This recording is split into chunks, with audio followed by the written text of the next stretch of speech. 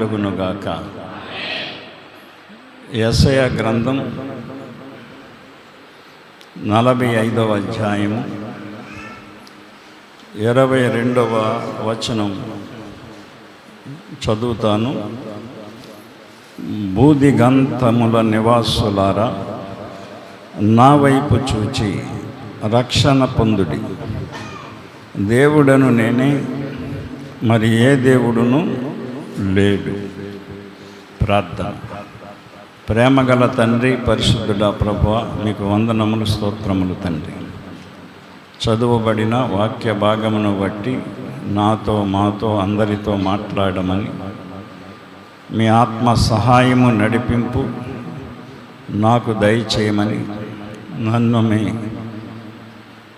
పాత్రగా, పనిముట్టుగా, సాధనముగా వాడుకొని ఘనత, మహిమ మీరే పొందుకొనమని, ఈ ఆరాధన అంతటిని మీకు మహిమకరముగాను, కూడి వచ్చిన సంఘమునకు ఆశీర్వాదకరంగాని జరిగించమని, మా ప్రభువును రక్షకుడునైన యేసయ్య నామమును బట్టి ప్రార్థించి అడుగుచున్నాము తండ్రి. ఆమేన్. అందరికీ మరొకసారి వందనాలు తెలియజేస్తున్నాను. బూదిగంతముల నివాసులారా, నా వైపు చూచి రక్షణ పొందుడి. దేవుడను నేనే, మరి ఏ దేవుడును లేడు. రక్షణ అనగా శిక్ష నుండి తప్పించేది, నరకము అనే శిక్ష నుండి తప్పించేది. ఈ లోకములో ఎన్నో శిక్షలు మనకి విధించబడుతూ ఉంటాయి, మనకి ఎన్నో కష్టాలు వస్తూ ఉంటాయి,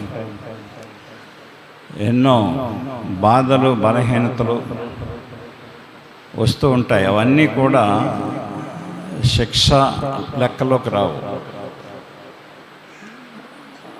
అసలైన శిక్ష ఏంటంటే నరకము, అగ్నిగుండంలో పడవేయబట్టం. నరకములో పడితే మరలా తిరిగి రావడానికి ఉండదు, తప్పించుకోవటానికి ఉండదు. లోక సంబంధమైన బాధలు అనుకోండి, కష్టాలు అనుకోండి, శిక్షలు అనుకోండి, అవి కొన్నాళ్ళకి వాటి నుంచి మనం విడిపించుకోవచ్చు. నేరం చేసిన ఖైదీలకి జైలు శిక్ష పడుతూ ఉంటుంది ఎన్ని సంవత్సరాలని. అన్ని సంవత్సరాల తర్వాత బయటికి రావడానికి అవకాశం ఉంటుంది. కానీ నరకం అనే శిక్ష నుండి ఇంకా బయటికి వచ్చే ప్రసక్తి లేదు. అందుకనే అది ఘోరాతి ఘోరమైన శిక్షది. ఆ శిక్ష నుండి తప్పించేది దేవుని రక్షణ. ఆయన వైపు చూస్తేనే, ఆయన వైపు చూస్తూ మనం ఈ లోకంలో బ్రతికితేనే నరకమనే శిక్ష నుండి మనం తప్పించుకునే అవకాశం దేవుడు మనకిస్తాడు. దేవుని వైపు చూస్తూ మనం దేవుని సన్నిధికి రావాలి. మనుషుల్ని చూడకూడదు. మనం దేవుని వాక్యం ఉందా లేదా సంఘంలో, మనకి దేవుని గద్దింపు ఉందా లేదా, దేవుడు మనకి బుద్ధి చెబుతున్నాడా లేదా, దేవుడు వాక్యం ద్వారా మనల్ని గద్దిస్తున్నాడా లేదా అనేది మనం సంఘానికి వెళ్ళినప్పుడు, సంఘములో వాక్యమును చూసి మనం సంఘానికి వెళ్ళాలి. వాక్యం, ఎందుకంటే వాక్యమే దేవుడు కనుక దేవుని వైపు చూసి మనం దేవుని మందిరానికి మనం వెళ్ళాలి. ఇర్మియా గ్రంథం 6వ అధ్యాయం 16వ వచనంలో ఏమని రాయబడి ఉంటుందంటే, యెహోవా ఇలాగు సెలవిచ్చుచున్నాడు, మార్గములలో నిలిచి చూడుడి, పురాతన మార్గములను గురించి విచారించుడి, మేలు కలుగు మార్గమేది అని అడిగి అందులో నడుచుకొనుడి, అప్పుడు మీకు నెమ్మది కలుగును. మేలు కలుగు మార్గము దేవుని యేసు ప్రభు మార్గమే. యేసు ప్రభు మార్గాన్ని, యేసుకి సంబంధించిన వాక్యం ఉన్న మార్గాన్ని మనం అడిగి తెలుసుకొని అందులో నడుచుకుంటే వాక్యం ఎక్కడ ఉంటే అక్కడ నెమ్మది ఉంటుంది. వాక్యం ఎక్కడ ఉంటే అక్కడ మనకి జీవితం ఉంటుంది, మంచి జీవితం. వాక్యం ఎక్కడుంటే అక్కడ మనకి దారి దొరుకుతుంది. అర్థమైందా? వాక్యం ఎక్కడుంటే అక్కడ మనకి బ్రతుకు తెరువు ఉంటుంది. నీ వాక్యమే నన్ను బ్రతికించెను, నా మార్గములలో అదే నాకు నా బాధలలో నెమ్మది కలిగించాను అని ఉంటుంది. ఒక అతను పాస్టర్ గారి దగ్గరికి వచ్చి సంఘంలో అందరి మీద లేనిపోనివన్నీ చెప్పి, అయ్యగారు ఎలాగైతే నేను సంఘానికి రావాలనిపించట్లేదండి, ఎవరు వాక్యం వినట్లేదండి, ఎవరి కాళ్ళే అటు చూస్తున్నారు ఇటు చూస్తున్నారు, కొంతమంది ఏమో సెల్ ఫోన్ చూసుకుంటున్నారు, కొంతమంది ఏమో నిద్రపోతున్నారు, కొంతమంది ఏమో అటు ఇటు తిరుగుతున్నారు, నాకు చిరాకు వచ్చేస్తుంటే రాబుద్ది అవ్వట్లేదండి, ఏం చేయమంటారు చెప్పండి సమాధానం అని అడిగాడంట పాస్టర్ గారు. అప్పుడు పాస్టర్ గారు అతనికి, నేను ఒక పని చెప్తాను చెయ్యి, ముందు తర్వాత నీకు జవాబు చెప్తానని చెప్పాడంట. చెప్పండి అన్నాడంట. ఓ గ్లాసు నిండా నీళ్లు తీసుకొచ్చి, వెళితే లేకుండా ఈ నీళ్లు నీ చేతితో పట్టుకొని ఈ మందిరం చుట్టూ ఓ చొక్కా కూడా ఒలగకుండా నడిచి తీసుకురా అన్నాడంట. అప్పుడు ఆ వ్యక్తి ఆ గ్లాసు నీళ్ళు చేతితో పట్టుకొని, మందిరం పెద్ద మందిరం అంటది, పెద్ద మందిరంలో రకరకాలుగా ఉంటారు మనుషులు, అనేక రకాలుగా. ఆ మందిరం చుట్టూ తిరిగి ఒక చొక్క నీరు ఒలగకుండా తీసుకొచ్చాడంట. అప్పుడు పాస్టర్ గారు అడిగాడంట, నీళ్ళు ఒలగకుండా ఎలా తీసుకొచ్చావయ్యా అన్నాడంట. నేను అండి ఆ గ్లాసు వైపే చూసుకుంటూ నడిచానండి, ఆ గ్లాసును చూసుకుంటూ దారి చూసుకుంటూ నడుచుకొచ్చానండి, ఆ పక్క ఈ పక్క నేను చూడలేదు, అందుకనే ఒక చొక్క కూడా ఓలకుండా తీసుకొచ్చాను అని చెప్పాడంట. అప్పుడు పాస్టర్ గారు అన్నారంట, దేవుని మందిరంలోకి వచ్చిన తర్వాత నువ్వు దేవుని వైపే చూడు, దేవుని వాక్యం వైపే చూడు, ఆ పక్కకే ఈ పక్కకే ఆన్లైన్ ఎందుకు చూస్తున్నావు అంటే నువ్వు అటు ఇటు చూస్తున్నావు కదా దిక్కులు, అందుకనే అన్నీ నీకు కనపడుతున్నాయి కదా. మందిరానికి వచ్చిన నువ్వేం చెయ్యాలి? నా వైపు చూడు, నేను చెప్పే వాక్యం వైపు చూడు, అప్పుడు అవన్నీ కనపడవు నీకు. నీ మనస్సులోకి శాంతి సమాధానం దేవుడు ఇస్తాడని చెప్పాడంట. దేవుని మందిరానికి వచ్చిన ప్రతి ఒక్కరూ కూడా దేవుని వైపు చూడాలి, దేవుని వాక్యం వైపు చూడాలి, వాక్యాన్ని బోధించే దైవజనుడి వైపు చూడాలి. మన సంఘంలో నేను కూడా చూస్తున్నాను చాలామందిని ఆ రీతిగానే ఉంటున్నారు. కుర్చీలు వెనకాల కూర్చొని సెల్ ఫోన్లు పెట్టుకొని సెల్ ఫోన్లో వాక్యం చెప్తుంటే ఆ ఫోన్లో చూసుకుంటున్నారు, లేకపోతే అటు ఇటు చూస్తున్నారు, ఆ పక్క ఈ పక్క చూస్తున్నారు, లేకపోతే అటు ఇటు తిరుగుతున్నారు. దేవుని వైపు చూడాలి మనం. రక్షణ ఎలా వస్తుంది భూమి మీద? మనకి దేవుని కాపుదల ఎలా వస్తుంది?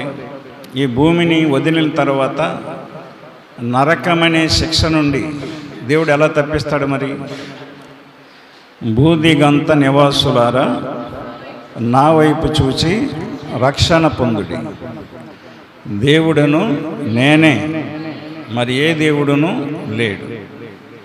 పాత నిబంధన కాలంలో యెహోవాకి చాలా కోపం, ఆయన చంపేసేవాడు అని కోపం వస్తే. అర్థమైందా?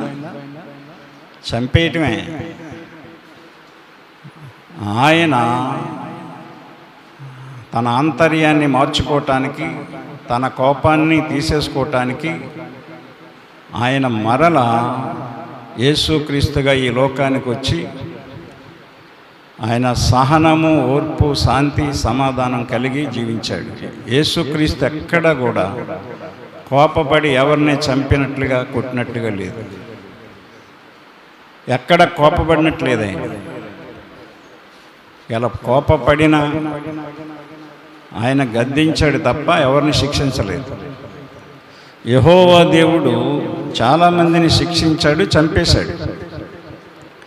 నోవహు కాలములో భూలోకమును చూసినప్పుడు ఆయనకి కోపం వచ్చేసింది. ఎందుకంటే మనుషులు తమ తమ ఇష్టానుసారంగా జీవించారు. ఆదికాండం 6:12 మనం చదివితే, దేవుడు భూలోకమును చూచినప్పుడు అది చెడిపోయి ఉండెను, భూమి మీద సమస్త శరీరులు తమ మార్గములను చెరిపివేసుకున్నారు. దేవుని కోపం వచ్చేసింది అంతే.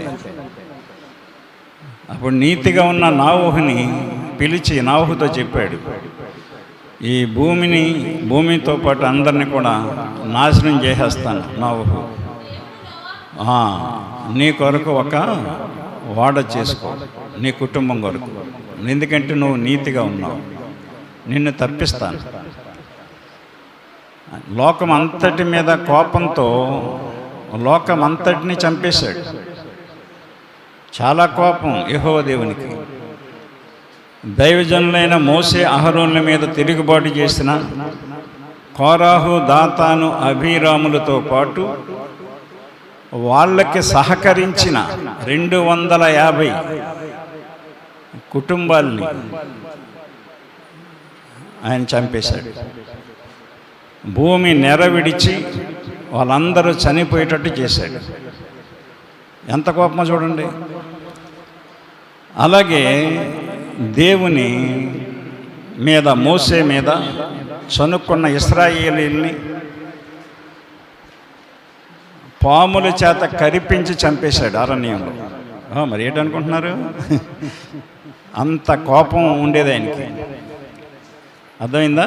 సంఖ్యాకాండంలో 21:5 కానించి మనం చదివితే, కాగా ప్రజలు దేవునికిని మోసేకును విరోధముగా మాట్లాడి, ఏమండి, మనం దేవుని మందిరానికి వచ్చినప్పుడు దేవుని వైపు చూసి భక్తి చేసుకుని పోవాలి. వాళ్ళ గురించి, వీళ్ళ గురించి, వాళ్ళు అలాగా, వీళ్ళు ఎలాగా, నువ్వు అలాగా, నేను ఎలాగా, నేనైతే అలా చేసేద్దును, ఇలా చేసేద్దును, ఇలాంటి మాటలు మాట్లాడకూడదండి. దేవునికి కోపం తెచ్చే వర్డ్స్ అంటే పదాలు మనం ఉపయోగించకూడదు. ఇక్కడ ఇశ్రాయేలు చేసిన తప్పదే. ఏం చేశారు వాళ్ళు? దేవునికిని మోసేకును, దైవజనుడికి విరోధముగా మాట్లాడి ఈ అరణ్యములో చచ్చుటకు ఐగుప్తులో నుండి నీవు మమ్మల్ని ఎందుకు రప్పించితివి? ఇక్కడ ఆహారము లేదు, నీళ్లు లేవు, చవిసారములు లేని ఈ అన్నము చూసారా? దేని గురించి కోపపడుతున్నారు వీళ్ళు? దేని గురించి కోపపడుతున్నారండి? అన్నం గురించి, కూర గురించి, రుచి పసి లేని తిండి గురించి. చాలామంది పిల్లలు కూడా ఇంట్లో కోపపడుతూ ఉంటారు. భర్తలో భార్యల మీద కోపపడుతూ ఉంటారు. భార్య పడే కష్టం భర్తలకు తెలియదు. ఇంట్లో పని పొద్దుడి నుంచి ఆ మగాడు ఉండి సాయంత్రం దాకా చేస్తే తెలుస్తుంది వాడికి. ఆ బట్టలు ఉదగటం, కుండలు కడగటం, వంటలు చేయటం, ఆ ఇల్లు ఓడవటం, అన్నీ సర్దుకోవటం. వీడేదో పనికి వెళ్ళి ఓడబొడుచుంటూ వచ్చేస్తాడు. వస్తా చుక్క మంది వేసుకొచ్చేస్తాడు. వీడికి రుచికరమైన పదార్థాలు వండి పెట్టాలి ఇక్కడ. లేకపోతే గిన్నెలు విసిరేస్తాడు, లేకపోతే కొట్టేస్తాడు, లేకపోతే తిట్టేస్తాడు. ఏంటండి కూరల గురించి, కూడ్ల గురించి గమనించండి. అందుకు యెహోవా ప్రజలలోనికి చూడండి ప్రజలలోనికి తాపకరమైన సర్పములను పంపాను. ఏళ్ళలో దేవుడు మనల్ని విడుదల చేశాడు ఐగుప్తు చెర నుండి. తిండున్నా లేకపోయినా పర్లేదు, ఏదో తిని బతకొచ్చు, ఏదో చక్కగా ఉన్నాం, సౌఖ్యంగా ఉన్నాం, నెమ్మదిగా ఉన్నాం, శాంతంగా ఉన్నాం అని దేవుని వైపు, దైవజనుడి వైపు చూడటం మానేశారు వీళ్ళు. తప్పించిన బాధలను గుర్తు చేసుకోవటం మానేశారు, కష్టాలను గుర్తు చేసుకోవటం మానేశారు. వీళ్ళకి తిండి కావాల్సి వచ్చింది. వీళ్ళకి ఆహారం గురించి, నీళ్లు గురించి, రుచి పసి లేని అన్నం మాకు పెడతావా, ఇందుకే తీసుకొచ్చావా, అది అక్కడే ఉంచవలసిన దేవుడు వాళ్ళని. అర్థమైందా? అక్కడే ఉంచవలసింది. ఆయన జాలిపడి తీసుకొస్తే ఆయన మీద కోప్పడి, ఆయన మాట విని వెళ్ళిన దైవజనుడి మీద కోప్పడుతున్నారు వీళ్ళు. దేవుడు ఏం చేశాడు? తాపకరమైన సర్పములను పంపెను. అవి ప్రజలను కరువగా ఇశ్రాయేలీయులు అనేకులు చనిపోయిరి. గమనించండి, దేవునికి ఎంత కోపం వచ్చింది ఉండాలి మీద. దేవుడు పాత నిబంధన కాలంలో వదలలేదండి, వదలలేదు, ఎవరిని వదలలేదు. ఆయన ఇలా చంపుకుంటూ పోతే జనం ఉండరని చెప్పి ఆయన మనసు మార్చుకోవటానికి యెహోవా దేవుడు యేసుక్రీస్తుగా మారిపోయి ఈ లోకానికి వచ్చాడు. ఆయన ఈ రోజున అంతకంటే దారుణంగా, దౌర్జన్యంగా, దుర్మార్గంగా ఉంటున్నాం మనం ఈ రోజున ప్రజలు. ఆ కాలంలో ఉండేదానికంటే ఎక్కువగా ఉంటున్నారు ఇప్పుడు. అర్థమైందా? ఇది కృపాకాలం కాబట్టి, దేవునికి, యేసు ప్రభుకి కోపం లేదు కాబట్టి, పరిశుద్ధాత్మ దేవునికి ఇంకా కోపం లేదు. బతికిపోయి బట్ట కడుతున్నాం మనం. దేవుని వైపు చూడకపోయినా, దేవుని సన్నిధికి రాకపోయినా, నీ ఇష్టానుసారంగా జీవిస్తున్నా, నీ ఇష్టానుసారమైన పనులు చేస్తున్నా, నీ ఇష్టానుసారంగా మాట్లాడుతున్నా, నీ ఇష్టానుసారమైన తిండి తింటున్నా, నీ ఇష్టానుసారమైన తాగుడు దాగుతున్నా, దేవుడు వదిలేస్తున్నాడు నిన్ను. ఇష్టానుసారంగా సంఘంలో ప్రవర్తిస్తున్నా దేవుడు నిన్ను వదిలేస్తున్నాడు. కృపాకాలం ఇది. అర్థమైందా? చనిపోయేది కాబట్టి ప్రజలు మోసే యొద్దకు వచ్చి, మేము యెహోవాకును నీకును విరోధముగా మాటలాడి పాపము చేసి తిని. వాళ్ళు చేసిన పాపం ఏం కాదు, అక్కడ తిండి గురించి మాట్లాడారండి. అదే చూడండి కదా, అవ్వమ్మలు చేసిన పాపం ఏంటి? తిండి, పండు తిన్నారు. అది తింటే తప్పేటండి. తింటేనే దేవుడు శిక్షించేయలేట అన్నాడు ఓ పాస్టర్ నాతో. అడిగి అంత బుద్ధి లేదు చూడండి. అడిగి దేవుడు తినొద్దన్నాడు అంతే, దాన్ని ప్రశ్నించడానికి ఇంకా మనకు అధికారం లేదు. దేవుడు చేయొద్దన్నాడు అంతే, ఎందుకు చేయకూడదని ప్రశ్నించకూడదు మనం. దేవుడు వద్దన్నాడు, మానేయటమే. తల్లిదండ్రులు వద్దన్నారు, మానేయటమే. పిల్లలు అది అక్కడికి వెళ్ళొద్దమ్మా అన్నారు, మానేయటమే, వినాలి. అలా కాదమ్మా, ఎందుకు వద్దంటున్నావు, నేను వెళ్తానమ్మా అని ఇలాగే చెప్పి, ఆ మాటలు చెప్పి, ఈ మాటలు చెప్పి వెళితే నష్టపోయేది నువ్వే. దేనా అనే యవనస్తురాలు యాకోబుకి పుట్టింది. 12 మంది కొడుకులు మధ్య గారాభంగా పుట్టింది ఆమె దేనా. అర్థమైందా? ఆమె ఒక దేశాన్ని చూడడానికి వెళ్తానని అడిగిందంట అమ్మని. అన్నయ్యలందరూ గొర్రెలు తొలిగిపోయారు మేపుకోవడానికి. నాకు ఇంటికాడ తల్లి ఉంది, కూతురు ఉంది. తల్లులు బాగా ఎంకరేజ్ చేస్తూ ఉంటారు. బుద్ధి జ్ఞానం ఉండదు కొంతమందికి, జ్ఞానం లేని స్త్రీలు. అమ్మ నేను ఆ ఊరు చూసి వస్తానంది, వెళ్ళని చెప్పింది. వెళ్ళింది, ఊరు చూడడానికి వెళ్ళింది. ఏమైంది చదవండి. లేయా యాకోబునకు కనిన కుమార్తె అయిన దేనా ఆ దేశపు కుమార్తెలను చూడవెళ్ళెను. అవసరం అండి. నేను చాలామంది అక్కడ అది చూడడానికి, ఇది చూడడానికి, ఆ పిక్నిక్లకి, లాట్లకి, వీటికి వెళ్తున్నారండి. క్రైస్తవులకు తగదు. బాప్తిసం పొందిన వాళ్ళు దేవుణ్ణి చూడడానికే రావాలి, దేవుని సన్నిధికి రావాలంతే. మీ పని నువ్వు చేసుకోవాలంతే. నేను అక్కడికి వెళ్ళి అది చూస్తాను, ఇక్కడికి వెళ్ళి ఇది చూస్తాను, నేను అది తింటాను, ఇది తింటాను, ఇది కుదరదు. అది అర్థమైందా?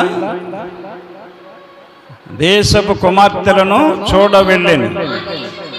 ఆ దేశము నేలిన ఇత్తీయుడైన హామోరు కుమారుడైన షెకెము ఆమెను చూచి ఆమెను పట్టుకొని ఆమెను బలవంతంగా తీసుకుని వెళ్ళి తన గదిలో పాడు చేసి వదిలేశాడు. అవసరమా ఇలాంటివి మనకి? మన పిల్లలకు అవసరం ఇలాంటి? అవసరమా అని అడుగుతున్నాను నేను. ఏం చూడాలి నువ్వు? నీ పిల్లలకి ఏం చూడటం నేర్పాలి? మన బిడ్డలకి ఏమి చూడటం నేర్పాలి? దేవుని వైపు చూపడం నేర్పాలి. బాలుడు నడువవలసిన త్రోవను వానికి నేర్పాలి, చూపించాలి. దేవుని వైపు చూడాలండి. దేవుని వైపు చూడాలి. తన జీవితం బూడిదైపోయింది, అంతే, బొగ్గిపాలైపోయింది, నాశనం అయిపోయింది. 12 మంది అన్నయ్యలుండి తండ్రి ఉండి కాపాడలేకపోయారు. మాట వినాలి కదా. ఒక్క తల్లి మాటవి ఆ బిడ్డను పాడు చేసింది. వెళ్ళొద్దని చెప్పాలి తల్లి. ఈ దేశం మంద కాదమ్మా, మనం కొత్తగా వచ్చాం. ఎవరెలా ఉంటారో మనకు తెలీదు, ఏ మనుషులు ఉంటారో తెలీదు. వద్దమ్మా, వెళ్ళొద్దు. అన్నయ్యలు లేరు, నాన్న లేడు. వాళ్ళు ఎప్పుడైనా చూడాలనుకుంటే వెళ్తుగానిలే అన్నయ్యలతో పాటు అని చెప్పి బిడ్డని మంచి మార్గంలో నడిపించుకోవాలి. అర్థమైందా? సామెతల గ్రంథం 4వ అధ్యాయం 25వ వచనంలో ఒక మాట చెప్తాడు సొలొమోను గారు. నీ కన్నులు ఎటు అటు చూడక సరిగాను, నీ కనురెప్పలు నీ ముందర సూటిగాను చూడవలెను. అదండి దేవుని మందిరానికి వచ్చిన నీ కన్నులు ఎటు అటు చూడకూడదు. ఇక్కడ చాలామంది సంఘంలో చెప్తూ ఉంటారు, ఆవిడ అలాగండి, ఆవిడ అలాగండి, ఈడు ఎలాగండి అని. అర్థమైందా? నువ్వు చెప్తున్నావంటే నువ్వు చూస్తున్నావు కదా పక్కకి, నువ్వు చూడబట్టే కదా నీకు తెలుస్తుంది.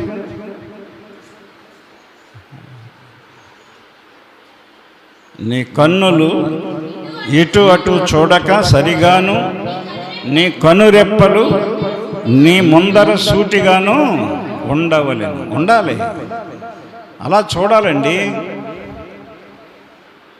అర్థమైందా? అది టేకెళ్ళినప్పుడు అయ్యగారు వాక్యం చెప్తుంటే అలాగే చూసేవాడిని. ఎందుకంటే అలాగ వినాలనిపించేది, ఆయన చూడాలనిపించేది. నేను అలాగ సూటిగా చూశాను కాబట్టి సూటిగా నా మనసులోకి ఆయన చెప్పే వాక్యాలన్నీ వచ్చేసి అవి గుర్తొచ్చి ఇంటికి వచ్చిన తర్వాత బైబిల్ తీసి ఆ మాటలో చదువుకొని ఒక నోట్స్ ఎక్కించుకొని ఈ రోజున ఇలా ఈ సేవకుడిగా మారాను. టేకులు ఇంకెవడో సేవకుడిగా మారలేదండి. మహా మేధావులు వచ్చి పోయారు తప్ప ఏ ఒక్కడో సేవకుడు అవ్వలేదండి.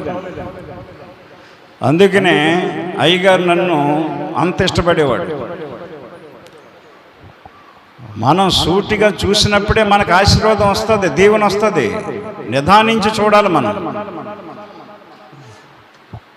ఆ సంఖ్యాకాండం 2 ఇప్పుడు అక్కడ పాములు కలిసి ఇప్పుడు ఇశ్రాయేలు వెళ్ళి మోసేను బతిమలాడుకున్నారు.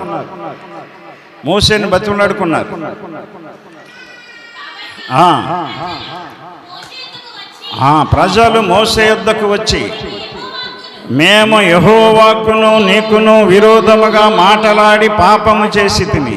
చాలామంది అనుకుంటారు మాట్లాడితే పాపమే ఉంది, ఏది పడితే అది మాట్లాడవచ్చు అని మాట్లాడేస్తున్నారు చాలామంది. చాలామందికి తెలియదండి మాటల్లో పాపం ఉంటుందని. మాటల్లో భయంకరమైన పాపం ఉంటుందండి. అర్థమైందా? సనుగుడిలో భయంకరమైన పాపం ఉంటుందండి. ఇలా శని గారు చచ్చారు వీళ్ళు. అర్థమైందా? మాటలాడి విరోధంగా మాట్లాడి పాపం చేస్తారు వీళ్ళు. పాపం చేసినందుకు చాలామంది చచ్చిపోయారు. పాపం చేశాము, యెహోవా మా మధ్య నుండి ఈ సర్పములను తొలగించున్నట్లు ఆయనను వేడుకొనుమనిది. ఎందుకు తెచ్చుకోవాలండి ముప్పు? ఎందుకు మాట్లాడి ముప్పు తెచ్చుకోవాలి? మళ్ళా ముప్పు తొలగించండి అని ఎందుకు దేవుణ్ణి వేడుకోవాలి నష్టపోయిన తర్వాత? ముందే జాగ్రత్త పడాలి కదా మనం. అప్పుడు మోషే ప్రజల కొరకు ప్రార్థన చేయగా, యెహోవా నీవు తాపకరమైన సర్పమంటి ప్రతిమను చేయించి స్తంభము మీద పెట్టుము, అప్పుడు కరవబడిన ప్రతివాడు దాని వైపు చూచి బ్రతుకునని మోసేకు దేవుడు చెప్పాడు. దేవుడు అప్పుడు, ప్రభువా ఏంటినైనా చనిపోతున్నారు వీళ్ళందరూ, నాయన వీళ్ళని కనికరించి అది బ్రతికించాలని చెప్పి దేవుడిని అడిగాడు మోసే అరణ్యంలో. అప్పుడు దేవుడు మోసేతో చెప్పాడు, నువ్వు ఒక ఇత్తడి సర్పాన్ని చేయించి ఆ ప్రతిమను ఒక స్తంభం మీద పెట్టు, పైన పెట్టు, అప్పుడు కరవబడిన ప్రతివాడు దాని వైపు చూసి బ్రతుకునని మోసేకు చెప్పాడు. కాబట్టి మోసే ఇత్తడి సర్పం ఒకటి చేయించి స్తంభము మీద దాన్ని పెట్టెను. అప్పుడు సర్పపు కాటు తినిన ప్రతివాడు ఆ ఇత్తడి సర్పమును నిదానించి చూసినందున బ్రతికెను. దేవునికి మహిమ కలుగునుగాక. ఏ పాము అయితే కరిచిందో అదే పాము వైపు చూసి బతికరే. ఇత్తడి సర్పం, అందుకనే చూడండి గరగలు ఎత్తుకొచ్చిన వాళ్ళు ఆ పైన ఇత్తడి సర్పంలా ఉంటుంది నెత్తి మీద.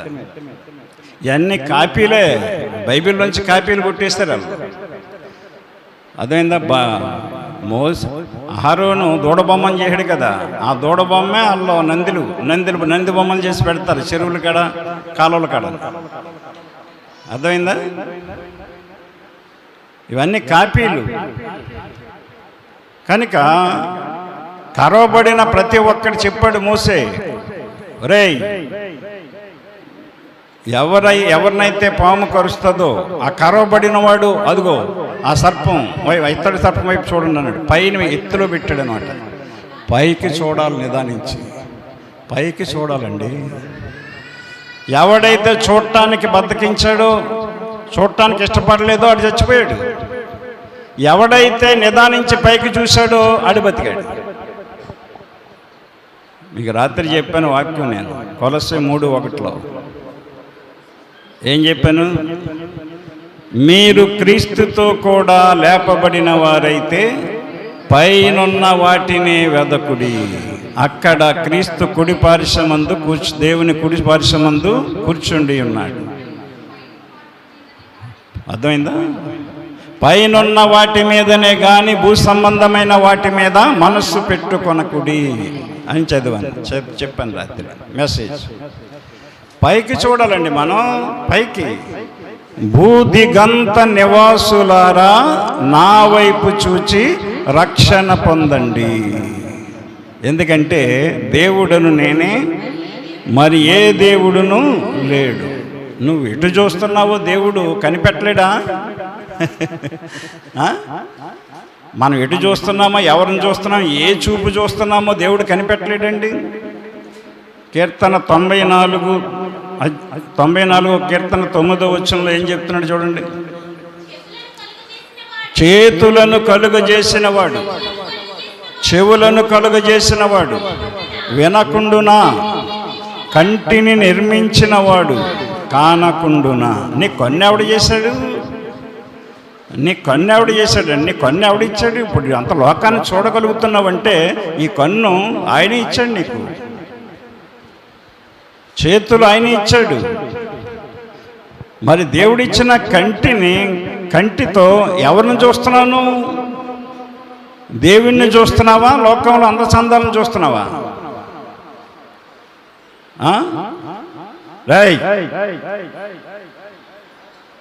దేవుణ్ణి చూస్తున్నావా? లోకంలో అందచందాలు చూస్తున్నావా? నీ అందాన్ని నువ్వు చూసుకుంటున్నావు అద్దం ముందుండి.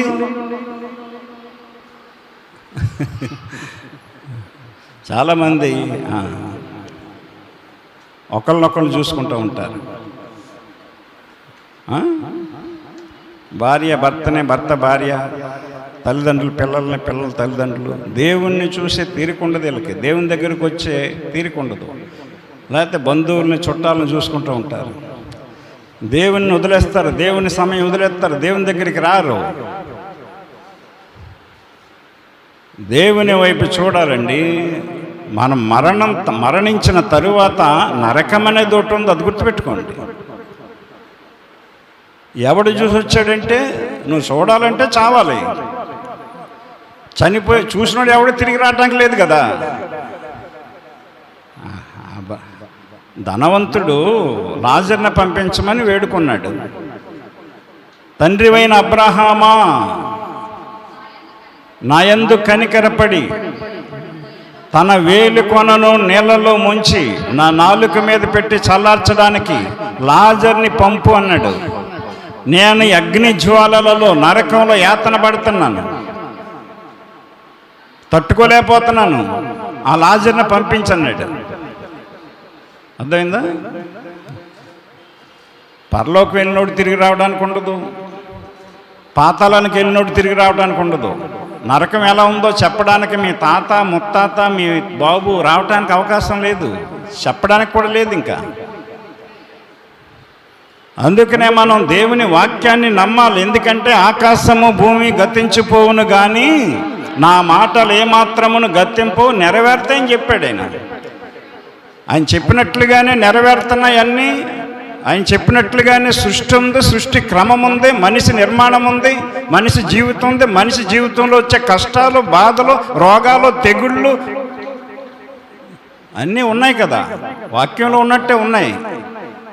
మరి ఇంత క్లియర్గా, ఇంత స్పష్టంగా అన్నీ మనకి చూస్తున్నాము, పడుతున్నాము, అనుభవిస్తున్నాం.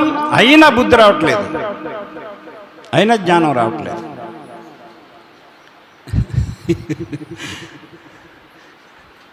యెహోవా కాలం అయితే ఎప్పుడు చంపేద్దాడండి. మళ్ళీ నోహు కాలంలో చంపేశాడు, మళ్ళా లోతు కాలంలోకి వచ్చాడు. లోతు కాలంకి వచ్చినా సరే అలాగే ఉన్నారు. బాలురు మొదలుకొని వృద్ధుల వరకు కూడా దేవుణ్ణి ఊసు లేదంట, దేవుని ప్రార్థన లేదంటే ఏమీ లేదంట, అన్నీ చెడ్డ పనులే. అప్పుడు దేవుడు అగ్ని గంధకములను కురిపించి బూడిద తీసేశాడు సొదొమ గొమొర్రా పట్టణాన్ని. నరకానికి సాదృశ్యం అదే.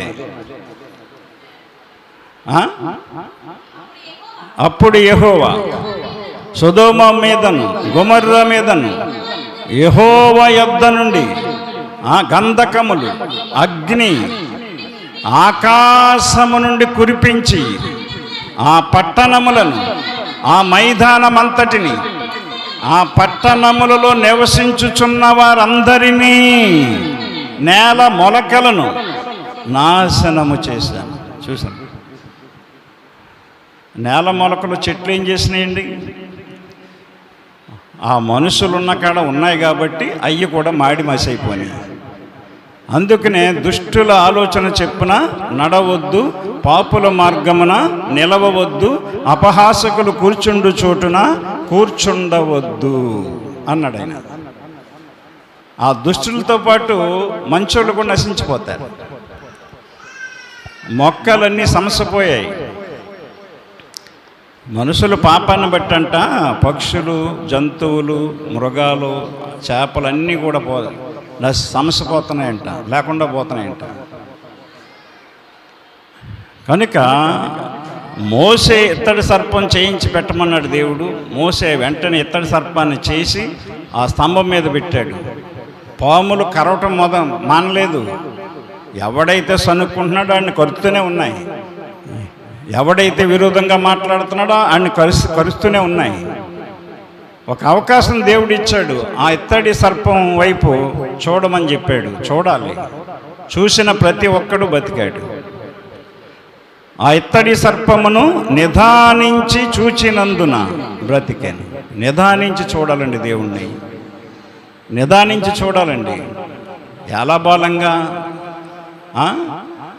చూడటం కాదు. ఆటోమేటిక్గా చూడటం కాదు, నిదానించి చూడాలి మనం దేవుణ్ణి.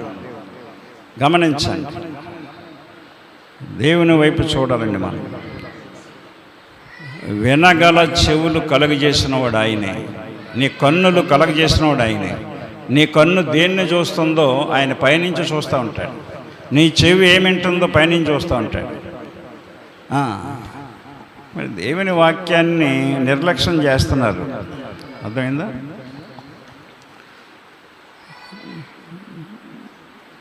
మార్లిన్ మెన్రో అనే ఇంగ్లీష్ నటి 28 ఏళ్ల వయసులో చనిపోయింది. ప్రపంచ సుందరి, ఇంగ్లీష్ హీరోయిన్. ఆమె 16వ ఏట నుంచి నటించడం మొదలుపెట్టింది. 28 సంవత్సరాలు వచ్చేసరికి అఖండమైన ఫాలోయింగ్ ఆవిడికి ప్రపంచంలో. అంత అందగత్తె. అంత అందానికి కారణం ఏంటంటే ఆమె వాడే సౌందర్యమైనటువంటి రసాయనాలు, రకరకాలవి. అర్థమైందా? అవి అలాగా ఎక్కువగా వాడటాన్ని బట్టి చాలామంది కోట్ల ప్రజలు అభిమానంగా మారిపోయారు ఆవిడికి. ఆవిడ పిక్చర్ యాక్ట్ చేస్తే తిరుగు లేకుండా ఆడేదనమాట. 28 సంవత్సరాల వయసులో ఆమెకి స్కిన్ ఎలర్జీ వచ్చింది. ఆమె వాడినటువంటి రసాయనాలను బట్టి, అందం కోసం వాడింది. ఎన్ని మందులు వాడినా, ఎలాంటి డాక్టర్ దగ్గరికి వెళ్ళినా ఆ స్కిన్ ఎలర్జీ తగ్గలేదు. నన్ను బ్రతికించండి, నన్ను బ్రతికించండి అని బతిమలాడింది, వేడుకుంది. కోట్ల అభిమానులు ఎవడు కూడా ఆమెను బ్రతికించే అవకాశం లేదు. 28 సంవత్సరాల వయసులో చనిపోయింది. కోట్లు గడించింది, కోట్లాది మంది అభిమానుల్ని గడించింది, సంపాదించుకున్నాం. నీ ధనము, నీ జనము నీకొచ్చే మరణాన్ని ఆపలేరు. గుర్తుపెట్టుకోండి. ఇంకా మనుషులు చుట్టాలు బంధువులు నాల్లో ఏళ్ళని చెప్పేసి మందిర సమయాన్ని ఎగ్గొట్టి, దేవుని సమయాన్ని ఎగ్గొట్టి మీ ఇష్టానుసారంగా మీరు బ్రతుకుతున్నారు, తిరుగులాడుతున్నారు. ఇంకెప్పుడు వస్తుందండి మీకు జ్ఞానం? ఎప్పుడు వస్తుందండి?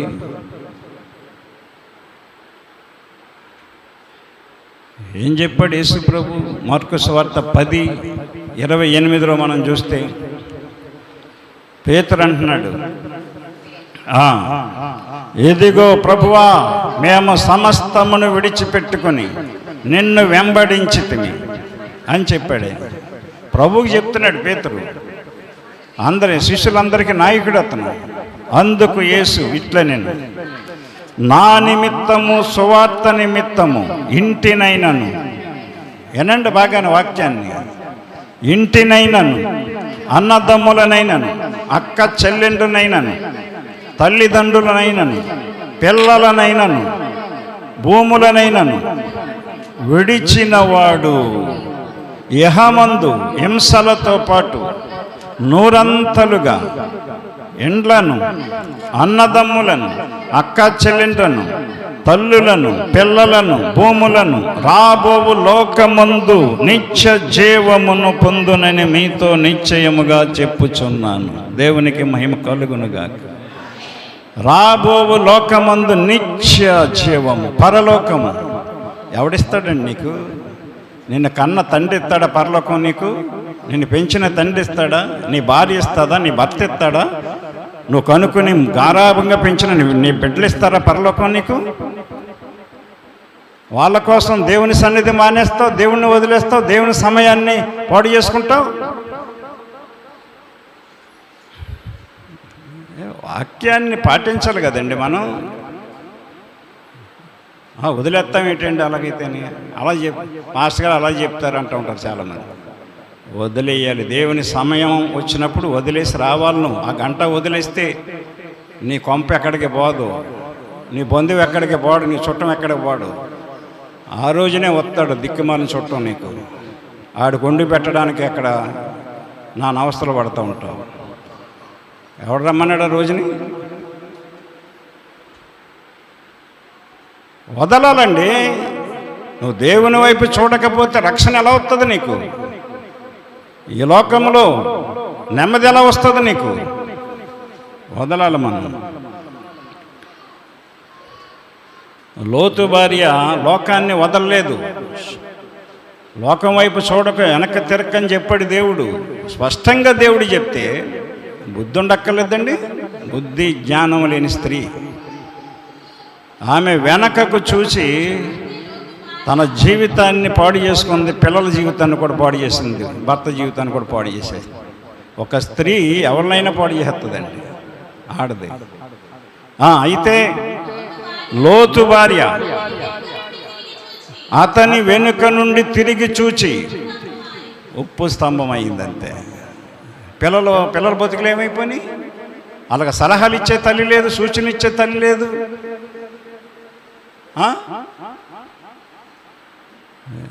లోకం వైపు దేవుడు చెప్పాడు కదా, మీ ప్రాణము దక్కించుకున్నట్లని స్పష్టంగా చెప్పాడు ఆయన మాట. ఏం చెప్పాడు? మీ ప్రాణము దక్కించుకుని,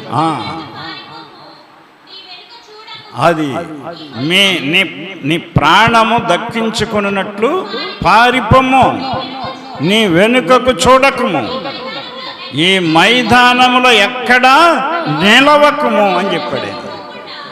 నశించిపోకుండా ఎక్కడ నిలబడొద్దని చెప్తే ఎక్కడ పడితే అక్కడ నిలబడతావు, ఎక్కడ పడితే అక్కడ పోతావు. ఏమింటున్నామండి మనం? ఏమి నేర్చుకుంటున్నామండి? ఎందుకు చెప్పాడు ఈయన? ప్రతి విషయం ఎందుకు రాయించి ఉంచాడు దేవుడు మనకి? ప్రతి మాట అర్థమైందా? ప్రతి మాట మనకు అవసరమే. ప్రతి మాట మనం బ్రతికిస్తుంది. మనుష్యుడు రొట్టె వల్ల మాత్రము కాదు కానీ దేవుని నోట నుండి వచ్చు ప్రతి మాట వలన జీవించును. ప్రతి మాట. శనివారం మాట మనకు కావాలి, గురువారం మాట మనకు కావాలి, శుక్రవారం మాట మనకు కావాలి, బుధవారం మాట మనకు కావాలి, ఆదివారం మాట మనకు కావాలి, రాత్రికి జరిగే ప్రార్థనలో మాట కూడా ఏం మాట్లాడతాడో మనకు కావాలి.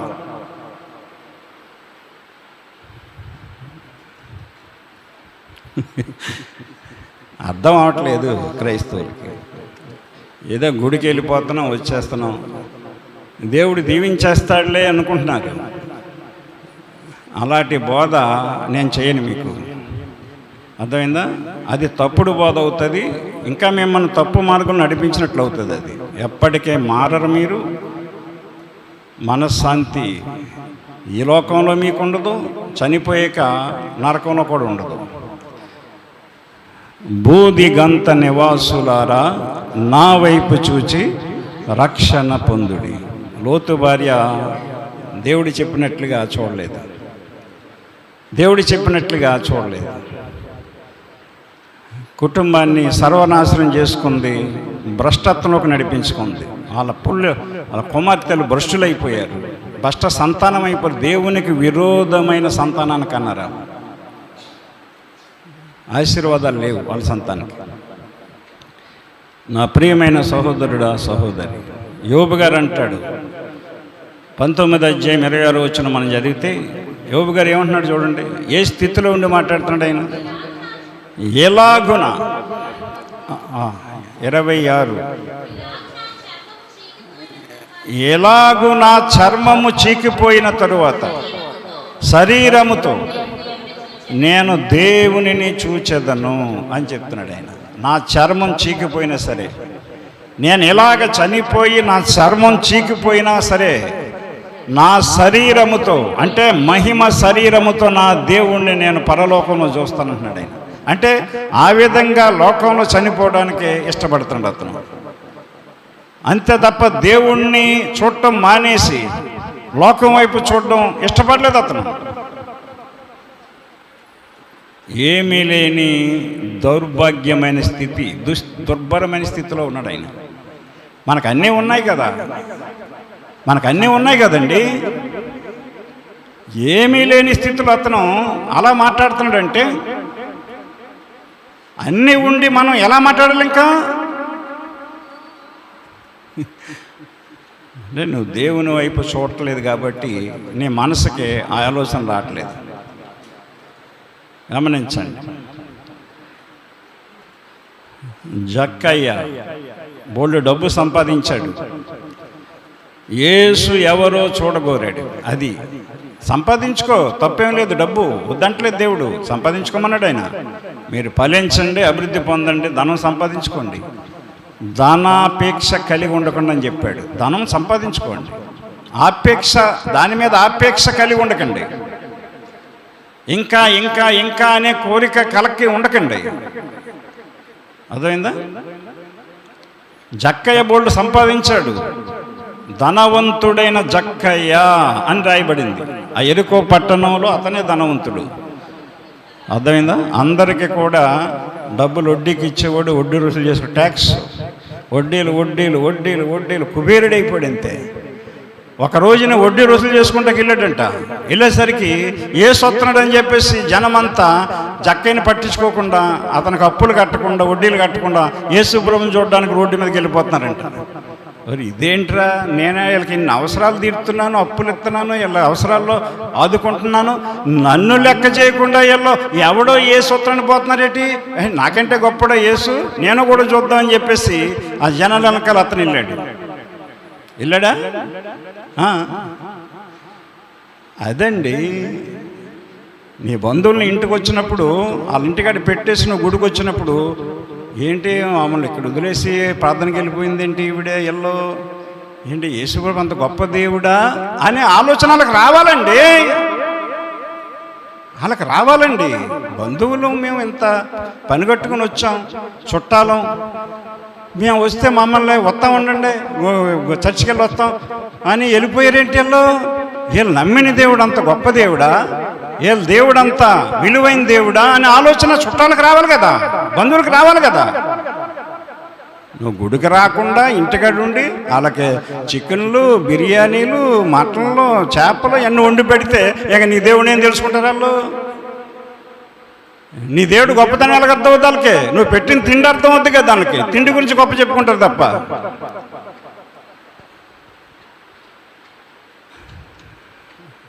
మా బామ్మడిది వాళ్ళ అమ్మాయి పెళ్లి పెట్టి వచ్చాడు, ఆదివారం పెట్టాడంటాడు. ఉద్యోగస్తులు వస్తానండి, ఆదివారం పెట్టాం బావా రావాలన్నాడు.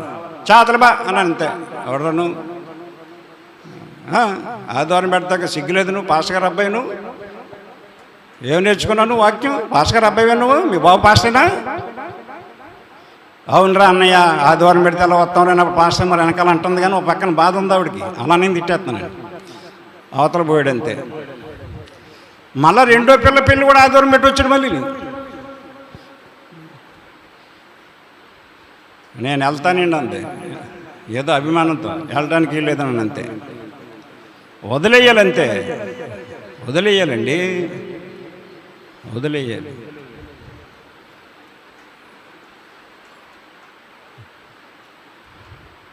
దేవుని వాక్యాన్ని పట్టించుకోవాలండి మనం.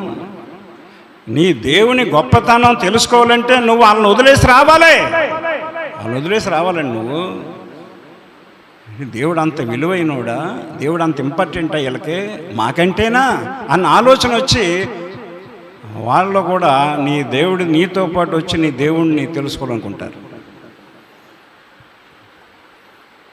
నా నిమిత్తము, సువార్త నిమిత్తము వదిలేసి రావాలని చెప్తున్నాడు యేసుప్రభు. ఇక్కడ చెప్పాడా? నా చర్మం చీకిపోయినా సరే నేను నా దేవుణ్ణి చూస్తానని చెప్తున్నాడు యోబు. ఎప్పుడు వస్తాం మనం ఆ లైన్లోకి, ఆ వరుసలోకి ఎప్పుడు వస్తాం మనం?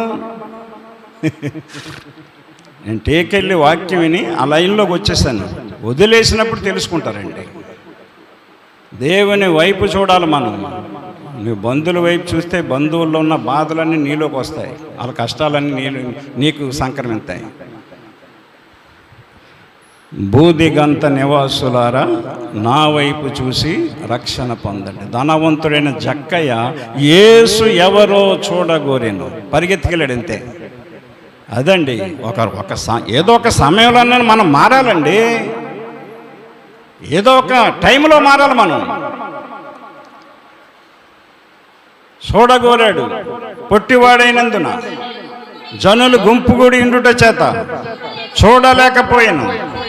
అప్పుడు యేసు ఆ త్రోవను రానయ్యుండగా ఉండెను గనుక అతడు ముందుగా పరిగెత్తుకొని ఆయన చూచుటకు ఒక మేడి చెట్టెక్కాను. ఆయన ముందుగా పరిగెత్తుకొని పోయి, అండర్లైన్ చేసుకోండి, ముందుగా, అందరికంటే ముందుగా, వెనకాల బయలుదేరాడు, అందరికంటే ముందుకెళ్ళిపోయాడు. ముందుగా పరిగెత్తి రావాలి యేసుని చూడడానికి, దేవుని సన్నిధికి ఆరాధించడానికి. ముందుగా రావాలండి, ముందు రావాలండి. సిగ్గు లేదండి, ఎన్నిసార్లు చెప్తున్నాను నేను, ముందు రావాలి, టైంకి రావాలని. టైం సరిపోవట్లేదా? పెందలకాళ్ళు లేచి ఘరానాగా ఆలస్యంగా లేచి నిద్రమొక్కలు వేసుకొని దేవుని వారానికి ఒక్క ఆదివారం, ప్రతి ఆదివారం ఇంటి దగ్గర ఉంటావు కదా నువ్వు, ఆదివారం పెందలకాడే దేవుని సన్నిధికి వచ్చి దేవుణ్ణి చూడాలి కదండి, దేవుని సన్నిధి చూడాలి కదా, దేవుని వాక్యం పాటల కాడి నుంచి అన్నీ కూడా వినాలి కదా, ఆరాధన ఎలా జరుగుతుందో నీకు తెలియాలి కదా, మనకు తెలియాలి కదా. 6 గంటల పనికి వెళ్ళిపోతున్నావా నువ్వు? 6 గంటల డ్యూటీకి వెళ్ళిపోతున్నావు? ఏదైనా బేరం మొత్తం ఆటో వేసుకొని వెళ్ళిపోతున్నావు?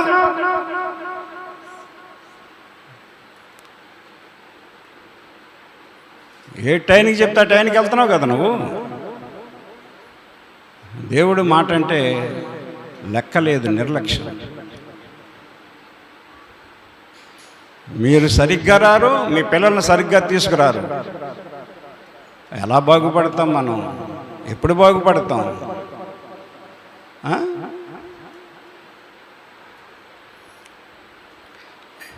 చెయ్యాలండి.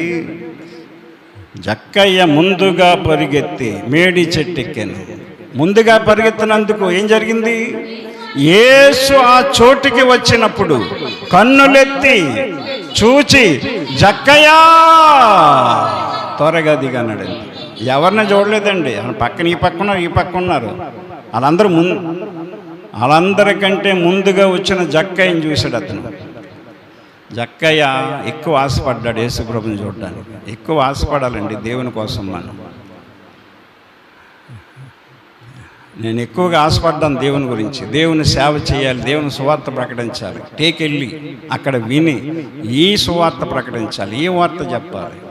దేవుని భక్తి, దేవుని క్రమం ఉండాలి. అందుకని ఎక్కడికైనా ముందుగానే వెళ్తాను నేను, ఎక్కడికైనా ముందుగానే వెళ్తాను నేను. ఎవరు చెప్పినా ఈనాడు పాస్టర్లు చాలామంది ఘరానాగా వెళ్తున్నారు వెనకాల. వాక్యం చెప్పడానికి రావాలంటే ఘరానాగా వస్తారు అంతే వెనకాల. ముందు వెళ్ళాలండి. నువ్వు పాస్టర్వా విశ్వాసం అనేది కాదు, నువ్వు వెళ్ళే విధానం దేవుడు చూస్తాడు. ముందా వెనక నీ ఆలోచన ఏంటి?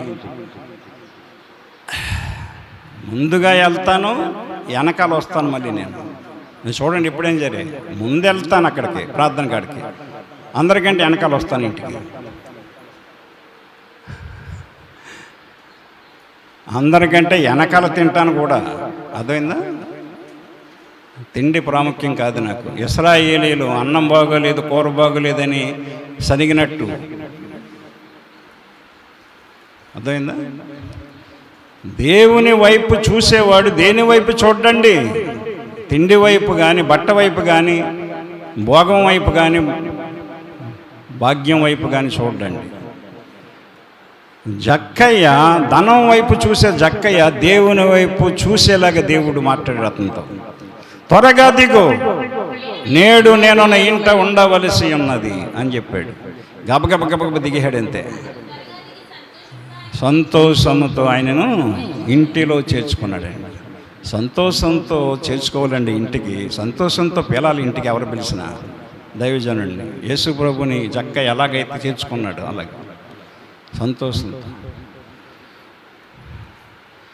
జక్కయ్య జీవితం మారిపోయింది.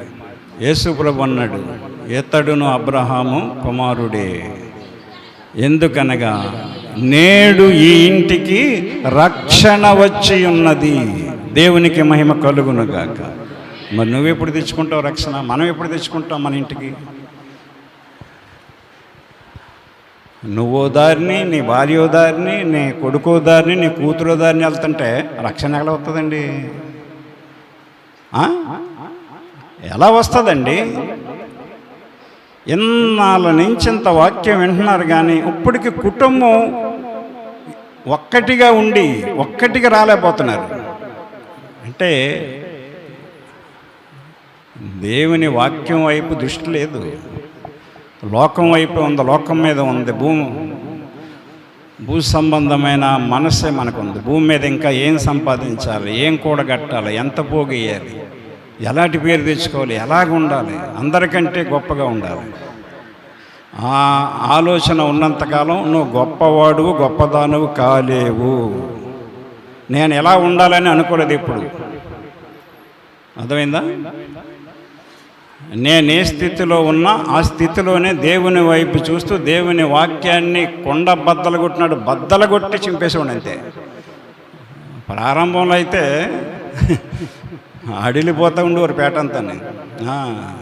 ఇంకా చాలా తగ్గించేశాను నేను. పిల్లలు ఎదిగిన తర్వాత పిల్లల ప్రవర్తన బట్టి, పరిస్థితులను బట్టి తగ్గించేశాను. మనలాగా పిల్లలు ఉంటారు కదా, కొన్ని లోపాలు ఉంటాయి వాళ్ళు. అందుకనే పౌలు గారు పెళ్లి చేసుకోలేదు, పిల్లలు కనలేదు. ఎందుకంటే సువార్త మారిపోవాల్సి వస్తుందని, ఆయన బోధించటం మార్చుకోవాల్సి వస్తుందని. అందుకనే చాలామంది పాస్టర్లు అందుకనే సరిగ్గా ఉండకపోవడానికి కారణం భార్య పిల్లలే, కుటుంబమే. మ్యాక్సిమం చాలా మట్టుకు నేను లైన్ చేసుకుంటేనే వస్తాను నా కుటుంబాన్ని. పెళ్ళైపోయిన కుమార్తెల విషయం ఇంకా నాకు అనవసరం. వాళ్ళు వేరే ఆడపిల్లలు అయిపోయారు అక్కడికి. నా కుమారుడు నా లైన్లో ఉంటాడు. నా ప్రియమైన సహోదరి సహోదరులారా, దేవుని వైపు చూడండి. మీ బిడ్డలకు దేవుని వైపు చూడటం నేర్పించండి. బూదిగంత నివాసులారా, నా వైపు చూసి రక్షణ పొందండి. దేవుని వైపు చూద్దాం, రక్షించబడదాం. ఈ లోకములో పరలోకంలోకి వెళ్తే పరలోకంలో, పాతాళానికి వెళ్ళకుండా తప్పించబడి రక్షించబడదాం. అది దేవుని వల్లనే మనకి జరుగుతుంది. ఎందుకనగా ఇక్కడ అంటాడు ఆయన, కీర్తనలు 16 కీర్తన 10వ వచనంలో, ఎందుకనగా నీవు నా ఆత్మను పాతాళములో విడిచిపెట్టవు. అర్థమైందా? పాతాళములో విడిచిపెట్టడు దేవుడు మన ఆత్మని. మనం దేవుని వైపు చూసి ఈ భూమి మీద మనం జీవించినట్లయితే, లేకపోతే చాలా భయంకరంగా ఉంటుంది పాతాళం, నరకం, అగ్నిగుండం. అన్యులు ఆ స్వర్గం వెళ్ళడానికి ఎన్నో దాన ధర్మాలు, పుణ్యకార్యాలు, చాలా తీర్థయాత్రలు, రకరకాలు చేస్తూ ఉంటారు. ఎన్ని చేసినా సరే అన్యులకి రక్షణ దొరకదు. ఎందుకంటే వాళ్ళు నిజమైన దేవుని నమ్మట్లేదు కనుక వాళ్ళకి నిత్య నరకం గ్యారంటీ. ఇంక అందులో అనుమానం లేదు. ఇంకా మనకు అవకాశం ఉంది, దేవుని నమ్ముకున్నాం కనుక. మారండి, దేవుని వైపు మీ కనుచూపు మార్చుకోండి. నీ కన్నులు ఇటు అటు చూడక సరిగాను, నీ కనురెప్పలు నీ ముందర సూటిగాను ఉండవలెను. చూడాలి. అది ముందు కంటి చూపు రైట్ చేసుకోండి, అంతా లైన్ అయిపోతుంది. అర్థమైందా? చూపే మనల్ని పాడు చేస్తుంది. చూపే కదా, చూపే పాడు చేస్తుంది. చూపుని సరి చేసుకుందాం. దేవుడు మనకి అన్నీ చూసే భాగ్యం దేవుడు ఇస్తాడు, పరలోకం చూసే భాగ్యం ఇస్తాడు. దేవుడు ఈ మాటలు దీవించునుగాక. ఆమేన్. ప్రార్థన చేసుకుందాం. ప్రేమ కలిగిన ప్రియ పరలోకపు తండ్రి, పరిశుద్ధుడా యేసయ్య, మీకు వందనములు, స్తోత్రములు తండ్రి.